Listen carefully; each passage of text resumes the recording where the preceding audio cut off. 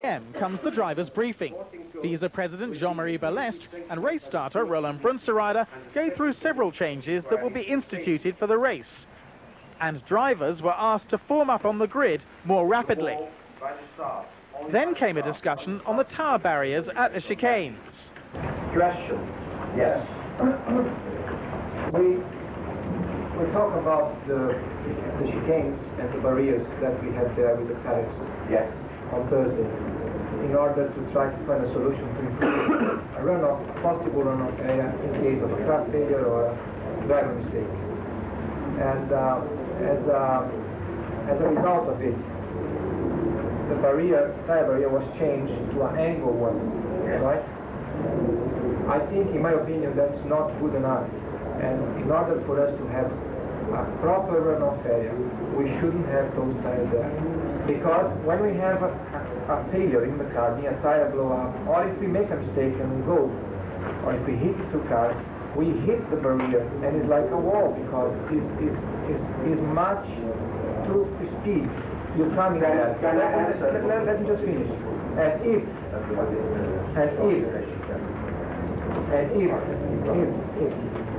you happen to hit those tires and you don't get hurt by the impact, it's very likely that the tires throw you up in the air and you end up rolling. That's what happened with me in Mexico, and that can happen here with other people. I know that there was an accident on the third chicane yesterday by an engine failure, okay? And that happened before the chicane when the driver felt the engine was broke. And he decided still to drive to the chicane because to go straight there was a barrier there, and he would hit the barrier. By trying to go straight with oil coming out from the back of the car, he went off and he had a crash. If it was a clear road to escape, he wouldn't have had the accident. May I answer? Yes. What we do today for the race? For the race, we can do anything. We can change anything. I think what we can do, we can all see here, I think it's better to not have those tires there, because if you have an accident, Jean-Marie, if you have a crash or a car failure, when you hit those tires, first of all, they throw you up in the air and you end up rolling. And let me just finish. And if you don't throw up in the air, depending on the speed, they are like a wall, and you have no ability to escape. I happen to lose the braking point at the first chicane here. Let me finish.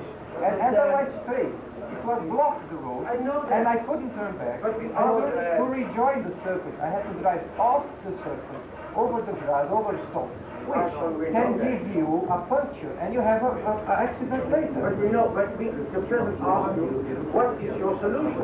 I think we should take those tires away. I think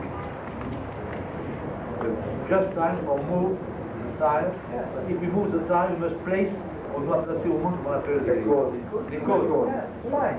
That's why I think you don't put 1,000 cones. You only have to put 2-3 cones, enough to close the road. So somebody that lose the brake and has to stop, for the marshal to come there, put the cone away, and let the guy go. Mr. Mansell, please, okay, we understand that. Please, Mr. Mansell. I agree with a lot of what Ayrton has said.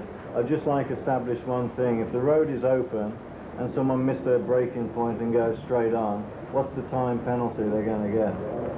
Because for sure... It's excluded. Because it's excluded immediately from the race, huh? No. He has to stop. No. He has to stop and wait for the marshal to be decided to go. Yes. No, it's not what I mean. Exactly why, if you put the cone there, the guy has to stop. If he goes straight, he damages the car, he'll be out anyway. Yes. Okay? So, if you put the cone there, the guy has to stop, and the marshal goes there, and put the cone away, and the guy goes. Democratic vote. Only let the driver, by hand, I don't know, wait, though, you know.